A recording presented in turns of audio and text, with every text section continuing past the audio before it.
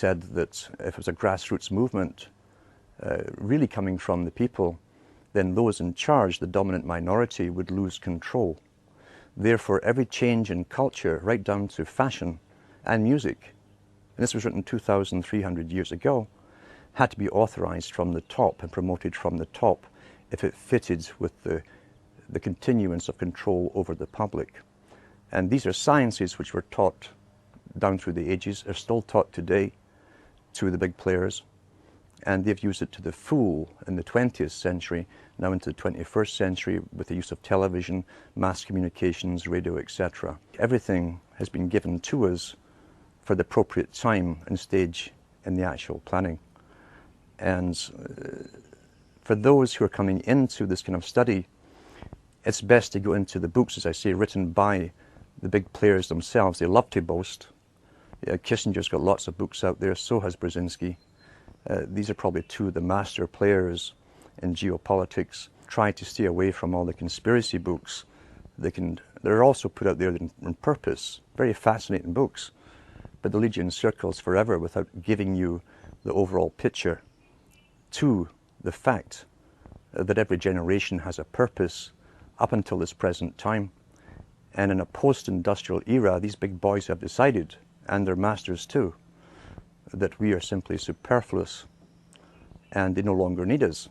Hence, we have big foundations coming forward and organizations like the Optimum Population Trust who have decided to come out openly and demand that governments start radically reducing the populations. We are now the useless eaters, as Lord Bertrand Russell called us. Our ideas, our opinions on everything, our worldview, even to do with population and the fake view that we're overpopulated, is all projected to us by the mainstream media working in concert for their masters. And we begin to parrot what we hear through repetition, and that's so important, as repetition with slogans and catchphrases. And once you hear it happening in your own local group, your milieu, then you know it's working. And the camera can make anything appear to be true. You'll see that in India, for instance, they always use the same streets of Bombay to make you think that you're massively overcrowded, and that's the impression people think of the entire Indian continent. The Indian continent is huge, with thousands and thousands of miles of forest where no one lives. It's the same in Africa too. China, being the model state for the world, for instance, put into effect the United Nations policy to the extreme with its population reduction and the movement of people off of the rural areas into cities. They started that years ago. Right now, they're in the process of moving 200 million more people off into the major cities, and that's the major newspapers. The cities appear to be crowded because everyone's being moved into them. In the Western world, since the 1950s, again under the term of urban sprawl and stopping urban sprawl, the Western countries also signed agreements to do no more building in the outskirts and of the major cities. All existing buildings have to be used or else knocked down, replaced with even higher ones. But regardless, with the immigration and the free flow of people now from third world countries, the Western countries appear to be overcrowded. And yet the UN's own statistics show, and so do the national census show, that the Europeans, for instance, Canadians and Americans who have been here for a couple of hundred years are actually in decline. So the overpopulation problem is simply an image projected by the media as more and more people are crammed into the same cities and they bring more immigrants in to fill them. But I also realized the system of schooling when I was going to school was bogus. The histories were bogus, and I was very, very lucky to have access to very old libraries, town libraries. Some of them had reference books going back into the 1700s, written at the time. When you compared the histories I was being taught in school to the histories that were written at the time, they were completely different. You had a deeper understanding of how geopolitics had been used in the past to even populate the country of Canada. London couldn't get immigrants to go off into the new colonies. What they did for Australia was to create so many laws that you couldn't help but break them, and poverty. And therefore, stealing a loaf of bread to feed you or your family would get you deported to Australia with your family. That's how they populated Australia. Crime. They created the laws for crime. With Scotland, they had a rebellion, which could have been rigged, and I often think it was, and the whole of Scotland was punished. And they deported millions of the Scots off to the Americas to populate the Americas. This is geopolitics in action. That's how it works. And whole peoples are often moved from their land because the elite masters want them elsewhere to be productive for them, themselves, the masters.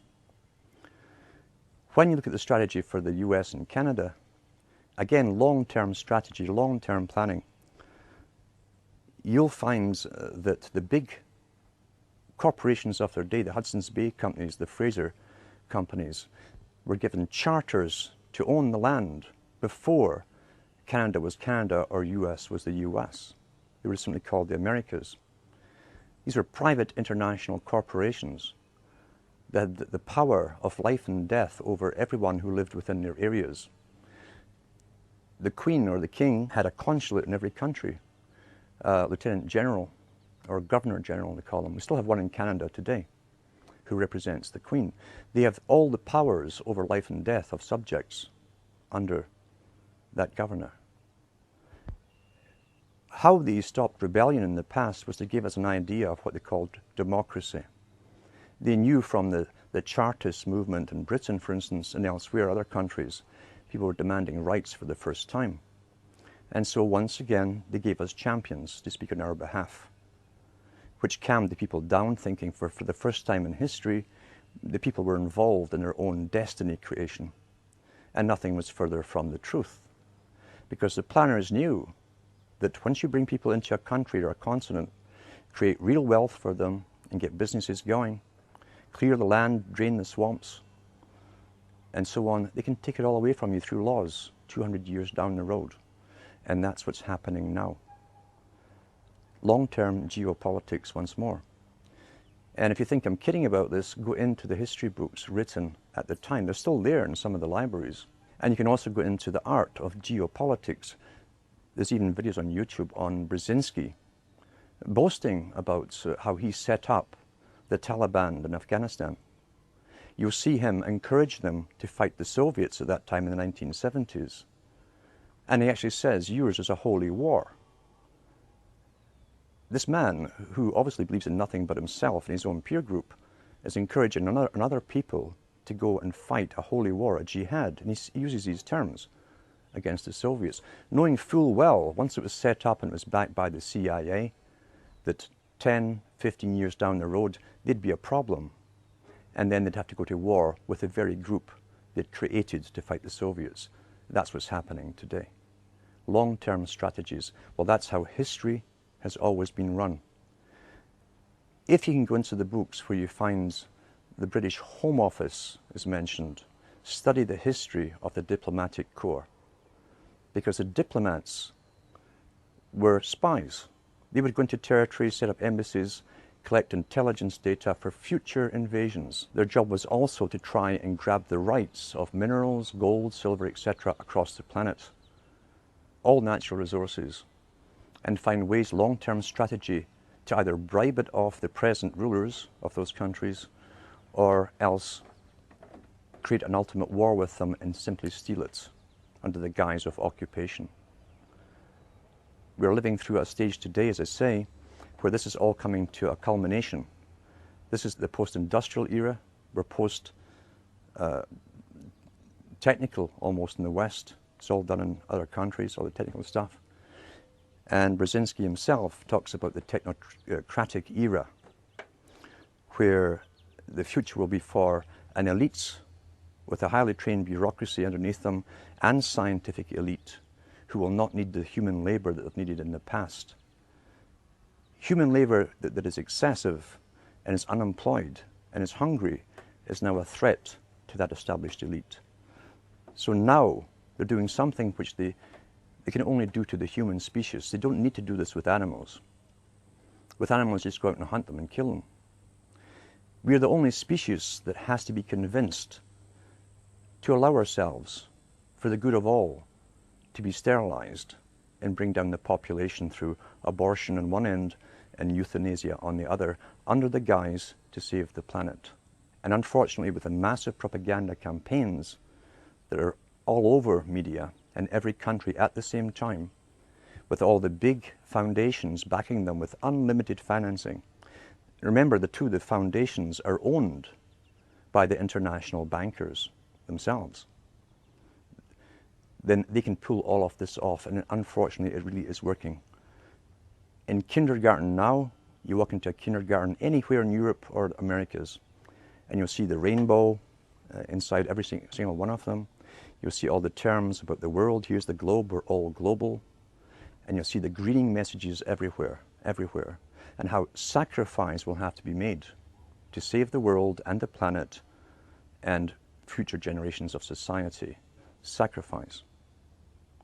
You tie that together with the institutions that were comprised of the Fabian Society. It was a member of the Royal Institute for International Affairs. That's one society. The Council on Foreign Relations is also the same thing as the Royal Institute for International Affairs.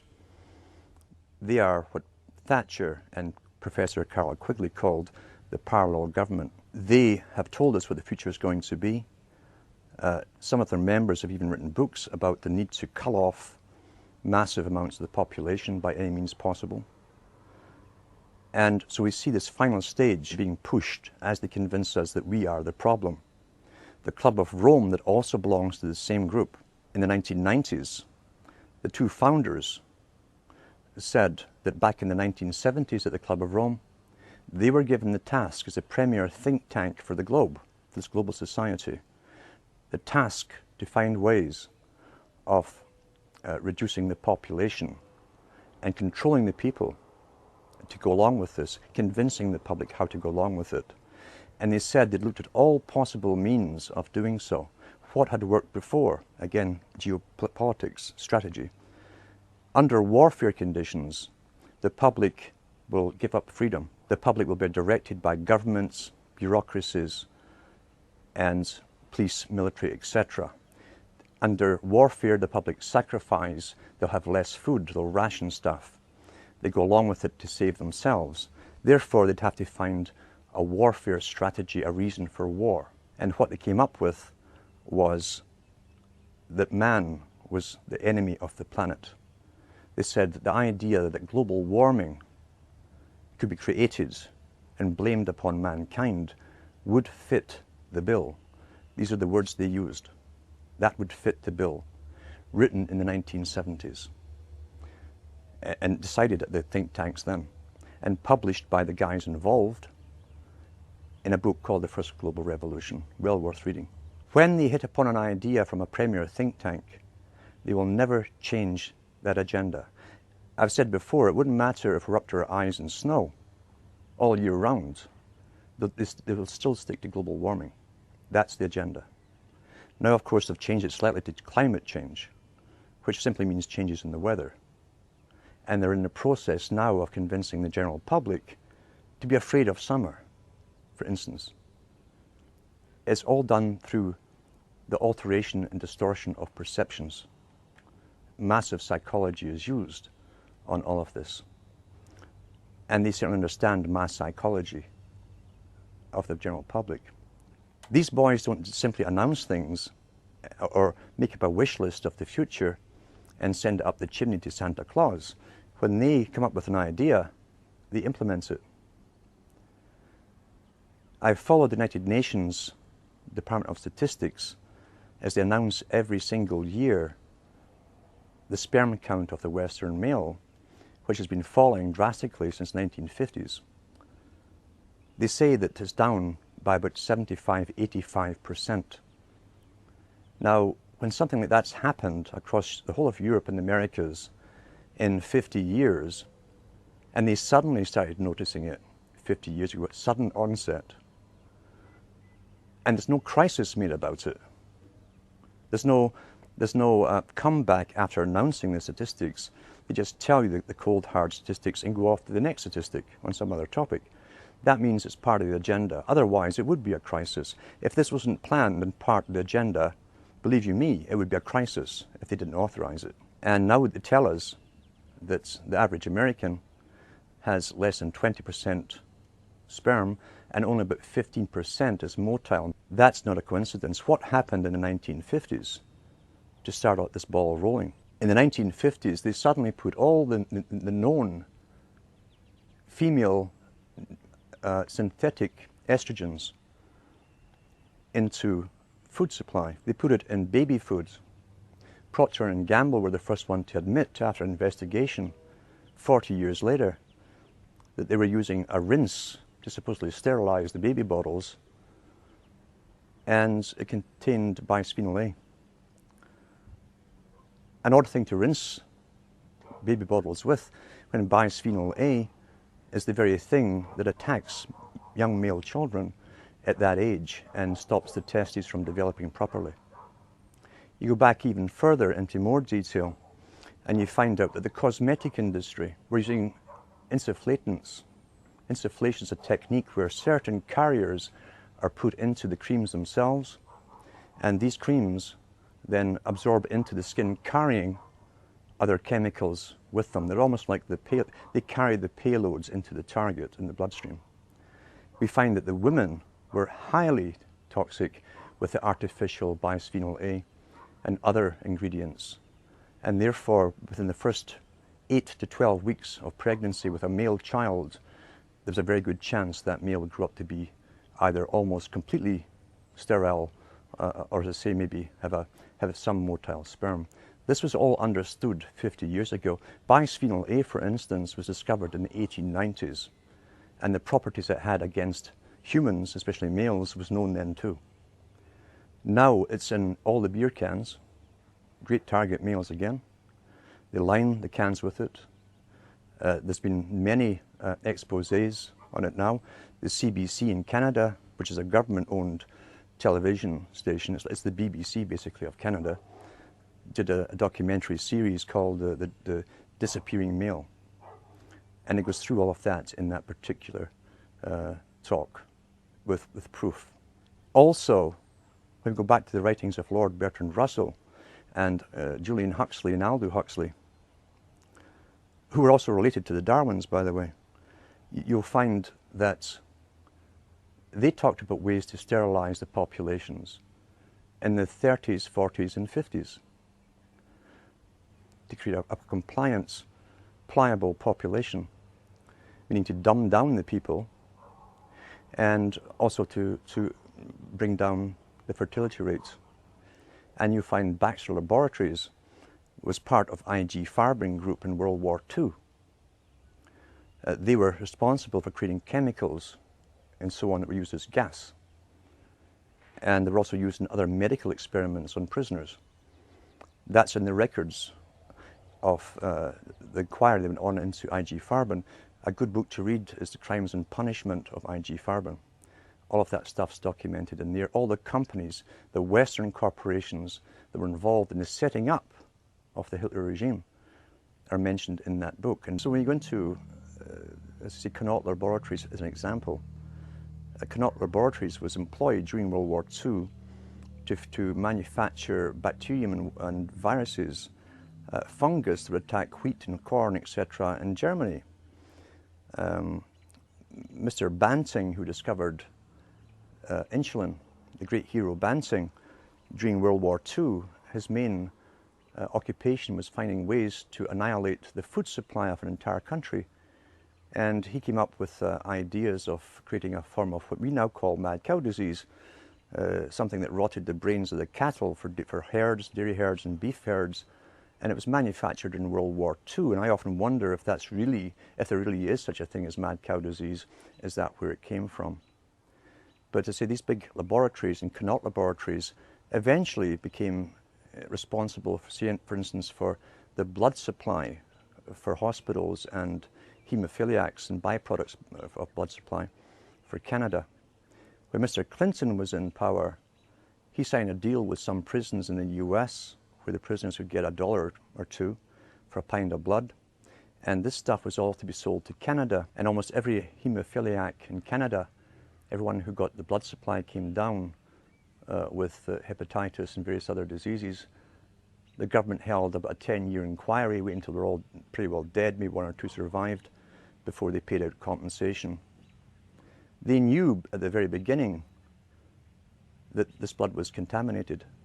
And these Connaught laboratories, part of the industrial military-industrial complex used in World War II, buying the blood and selling it and distributing it across Canada. When the CBC did a documentary on Connaught Laboratories and their role in this, the little guy who purchased it was caught on the steps of his office of a building, and he turned around and he said to the camera crew, after who questioned him on all the deaths that were caused in Canada, thousands of them, he said, "It's business." That was the only reply given. I've said for many years that the biggest international corporations are real corporations, but they're also front groups for one system. During the Cold War, for instance, many books were published on the war, how it would be won, and so on. And what they all agreed upon was those with the highest technologies would win. Now, if you were in a free enterprise system, you could never allow inventions coming out of nowhere, unauthorized, especially in communications and different means, to be given to the general public. Therefore, the CIA, MI6, and other countries' agencies created front organizations to lead the charge and control technology. You could never allow free competition in technology and give it to the people without authorization. It has to be permitted by those who rule. That goes across the board with everything, as I say, from those who rule. You create culture, you manipulate culture, you give the public what you deign to give them, you suppress that which you don't want the public to have. It must be under a control. You cannot have that with a true free market enterprise and true entrepreneurism. You can't have it.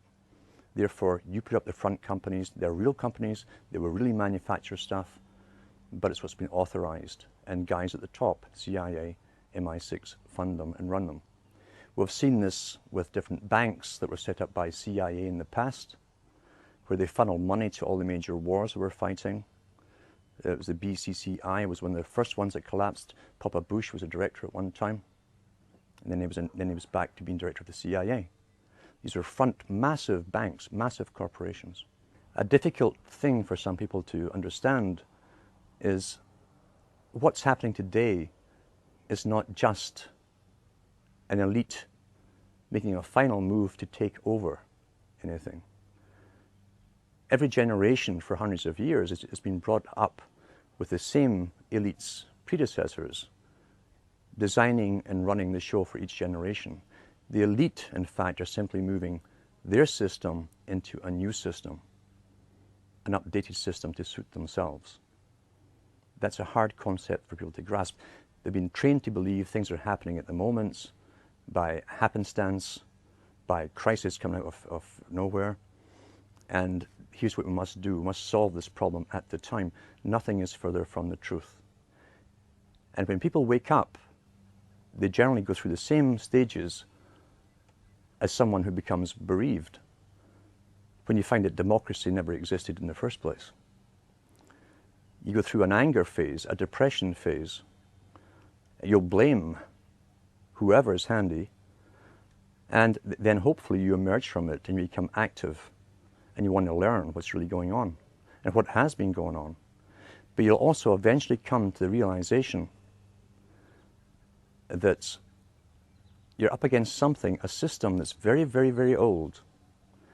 It's the only truly organized system on the whole planet.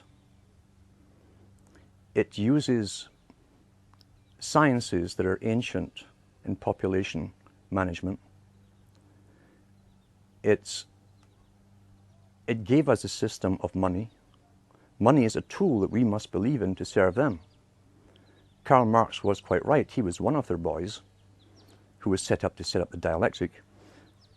And he was quite right when he said that money is a tool of the elites. It's essential that the people who stop bartering or working for themselves and start using money as a means of exchange, which then can be taxed back from them, are becoming slaves.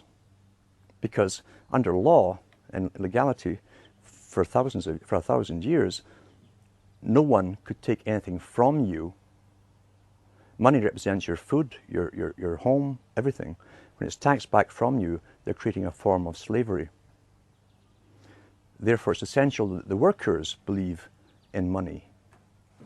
The elite have all the money in the world. They own all the resources in the world. They don't need money, but they need us to believe it's the only thing that we must use.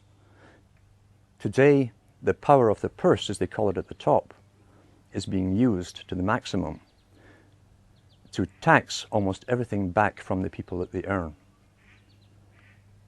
You tie that in with Charles Galton Darwin in his book, The Next Million Years, where he lays out the next few thousand years, up to 1,000,000 years, for the elite and all the changes that will happen. The grandson of Charles Darwin, who again was related to the Huxleys and many others. And he said, we are in the process, in the 1950s he said this in his own book, we are in the process of creating, he says, slavery has always existed in one form or another. There's different ways to have slavery. You can either get a bunch of henchmen, force a tribe into obeying you and being your slaves. That's a lot of force. But you have to feed them, etc. Or you can allow them to keep so much of their earnings for themselves, to maintain themselves, and take off all the rest to supply the elite and the structure of the system over them. But he says we're now in the process of creating a more sophisticated form of slavery. In other words, the general public who would drift into the system and it would become natural for them would never twig on that they were actually slaves. You tie that in with the institutions that the Huxleys and the Darwins belong to. The Royal Institute for International Affairs, which has branches in every country in the world, they set up the United Nations. They said in their own writings, from the earliest times to the present, the world they're bringing in is to be a world where everyone who is born, or would be allowed to be born, would be born to serve the state. That would be their sole function. That's if they had a job for you to fulfill or a need for you. But it's a more sophisticated form of slavery. And we're going through it today. These families have been at this for at least centuries, and I think much, much longer. Why is it that the Rothschilds come onto the scene as a revolutionary family? Why is it they suddenly could take over 5 countries with 5 sons, create central banks, or take the central banks over that already existed? And why is it that right to the present time they're in the forefront of world politics? Why is that? Why doesn't a generation of the Rothschild go off in some other direction or lose interest? You're dealing here with a specific religion and a cause, a purpose. You will only find this kind of fanatical intergenerational devotion to an agenda when there's some kind of religion involved in it. When did all these families crop up? With the banks.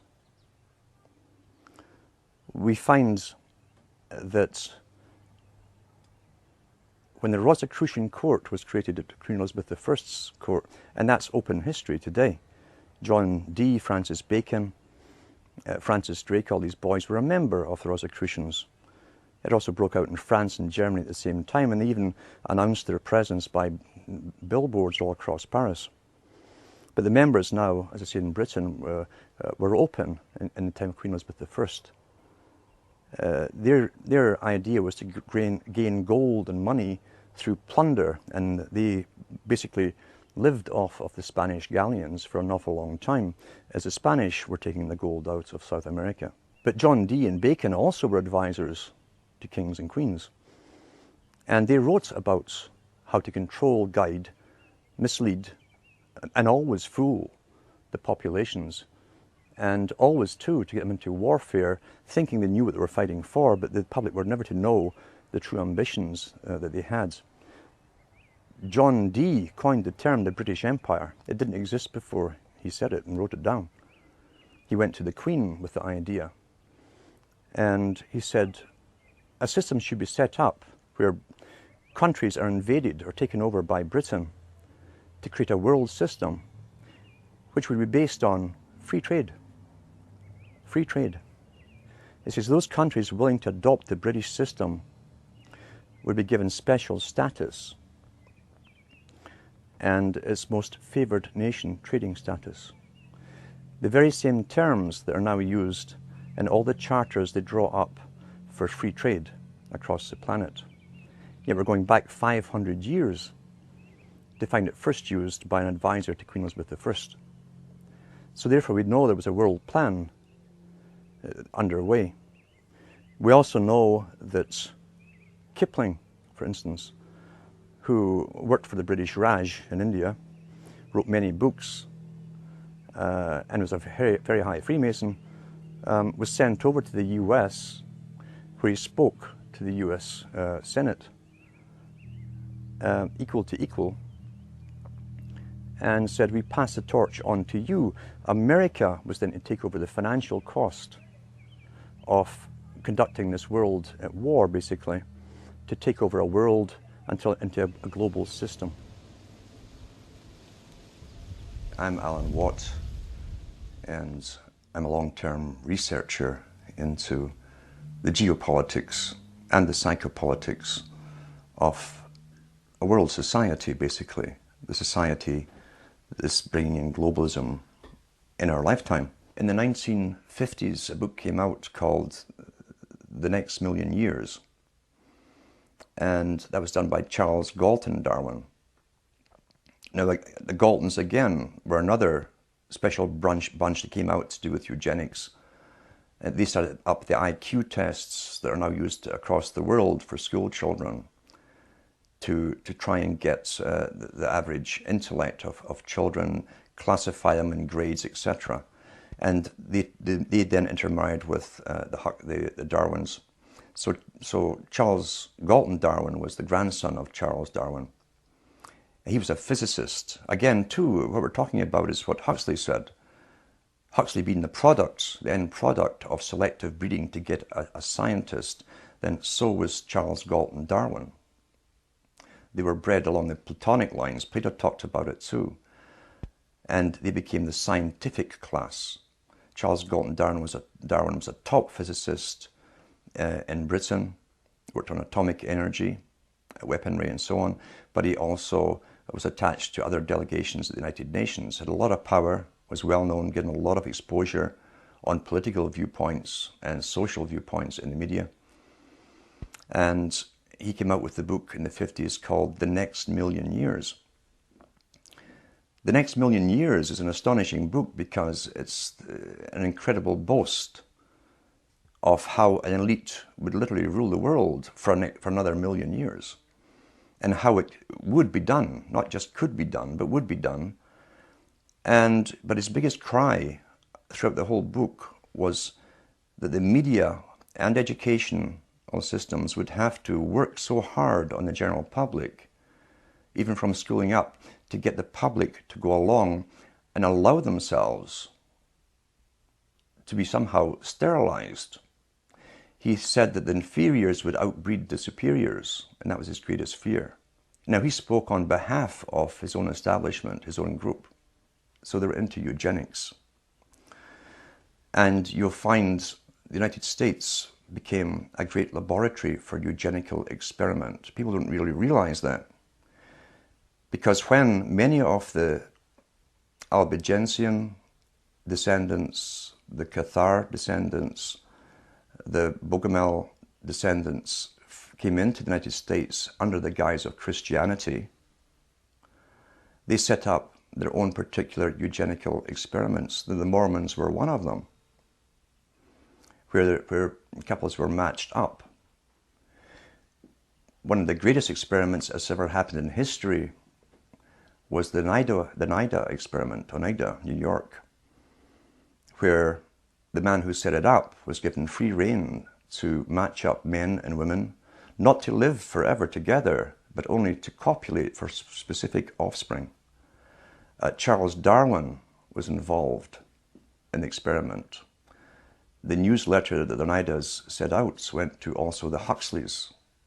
H.G. Wells came over at the latter end for visits to it as well. It was one of the greatest eugenical experiments ever carried on under the protection and the guise and the rights of protection of Christianity. That's how they got away with it. And the man, Noyes, who was in charge of it, was a high Mason. His cousin was Hayes, who became the President of the United States. So big people were backing this experiment in eugenics through the latter part of the 1800s into the 1900s. What did they hope to gain? How can we bring this into the Council on Foreign Relations and the Royal Institute for International Affairs, or the writings of, say, Huxley's or Darwin's even? Well, they believe, and they believed by Darwin's time, that all of the people who had the right stuff to excel in life, to acquire wealth, good, intellect, property, and keep a hold of it through generations, had already been born. Therefore, anything that came after Darwin was just chance, perhaps, or luck. Therefore, all the elite families were already established. There would be no more elite families. Everyone else married in common because they did not have their wives or their husbands picked for them. They were not mated up for eugenical reasons. They were called commoners. We find the same expression coming out today with the new term for eugenics. They call it bioethics. And the bioethicists are saying that those people, the common people, have junk genes. It's another slander on the public, you see, meaning you have all these weird, erroneous genes because none of you down through the generations were specifically married up for specific reasons. Whereas you go into the line of, or the lineage of Darwin, and the Darwin family and many other families of his time were already only breeding into one other family for generations. And the Darwins, for about 5 generations that we know of, by records, birth records and marriage records, only married into the Wedgwood family, the big pottery conglomerates. And when Charles Darwin's first wife died, he married his mother's sister, who was a Wedgwood as well. The problem with this incredibly close inbreeding, and I should say too, the Huxleys were also descended from Darwin too. You'll find contacts there, and their wives. How many of these families, these wealthy elite families, were actually into inbreeding in this fashion, this close inbreeding, we'll never really know. Maybe one day they will publish it.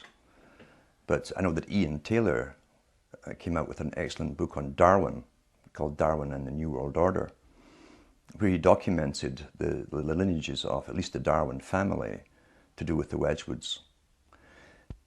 And as I say, the unfortunate thing of such close inbreeding is you can have, if there's a dominant gene there prone to a specific illness or disease, it tends to be passed on. And I think that with genetic research, they hope to overcome the problems they've had with such close inbreeding for themselves. But genetic research will not be used for the benefit of the rest of humanity, even though it's our tax money that's going into and has been going into the research for so long. How long have they been working, and why have they been working so long on genetics? What's the reason for it?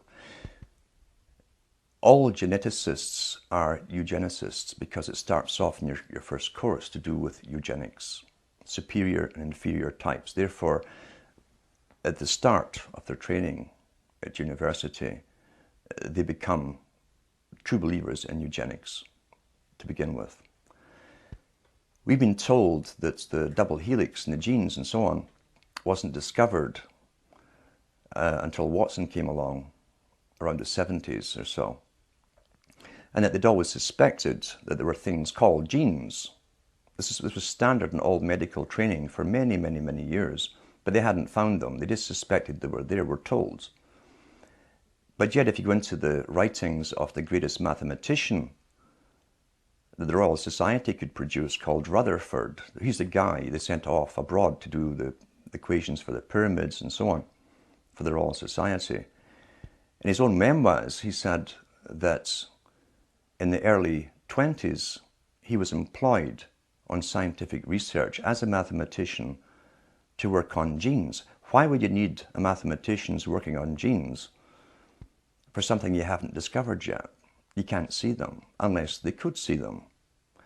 And I believe that's how far ahead they truly were back then. They did know the genes were there. They were working on them heavily. Because, as I say, the agenda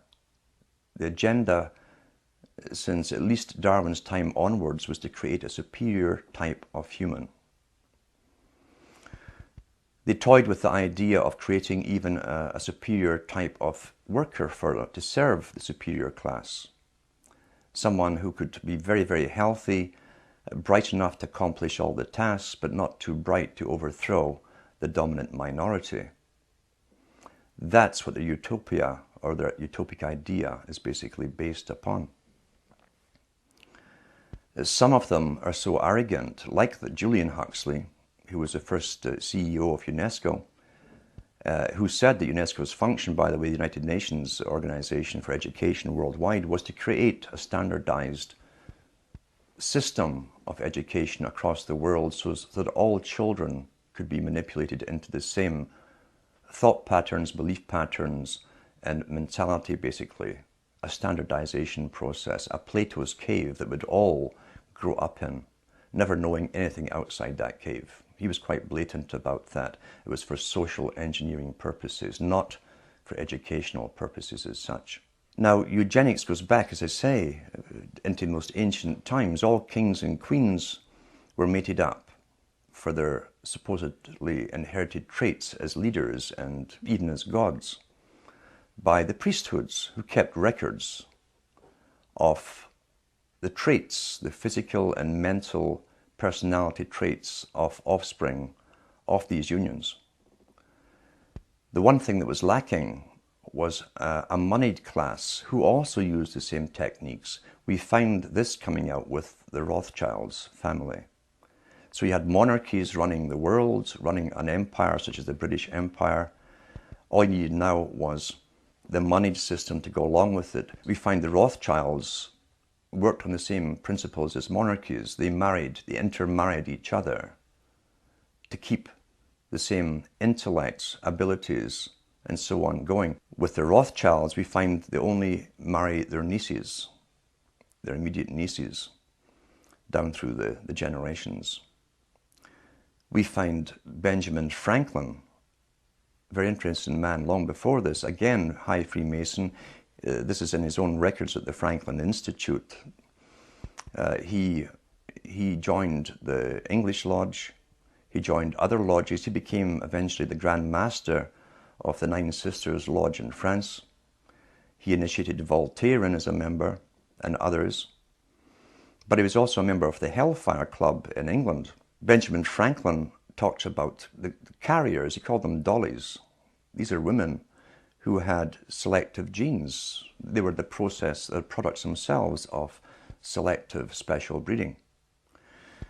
And the Hellfire Club, like many Masonic, high Masonic institutions of that time, had what were loosely called, and wrongly in a sense, brothels attached to them.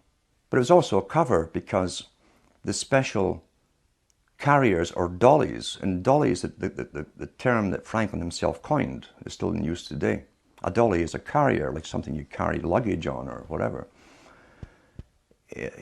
Basically, he said that those who were worthy to go on and breed with these particular women, who were of noble birth, most of them, would have the pleasure of having the offspring, knowing they had the offspring, and the offspring was guaranteed a life of high exposure in science and perhaps leadership in the world. Madame Bouvier was the one he was talking about initially at the Hellfire Club in High Wycombe, London. And Madame Bouvier's descendants still live. There's two of them in France today. And the other one was Jackie Kennedy. If you look at how politics is run, and you go into the writings of people like Lenin, for instance, Lenin said there are 1,000 directions and systems in which people could go and live under, but the public mustn't know that. He said it's important that the system that's created for them is accepted by the people, so that they think that it's the only system that could possibly work. And it's true. We're contained in a system of left and rights, supposedly the have-nots against the haves, or those who own the means of production against those who don't, the workers. And that's traditional Labour versus Tory, or Conservative versus Democrat. That's how the system is run. It keeps the public contained within a system of thinking that it must be one or the other, or a middle road in between, which they push. It never occurs to the general public that society has lived in the past under many different types of systems, and as Lenin said, it's important that the public don't know that the system they're born into was designed for them, and that it could be any different. They must think it's the only natural one that could have evolved in their lifetime. Therefore, you're contained within a restriction of parties. You vote in one party when you're sick of the last one, not because you want the new one in. It's because you're sick of the last one and what they've done to you. And once they've been corrupted and gone off in different tangents in ways where they never explained during the entire elections, and nothing to do with their election promises, you vote them out and get the next party in. And so we go on forever with this left-right paradigm.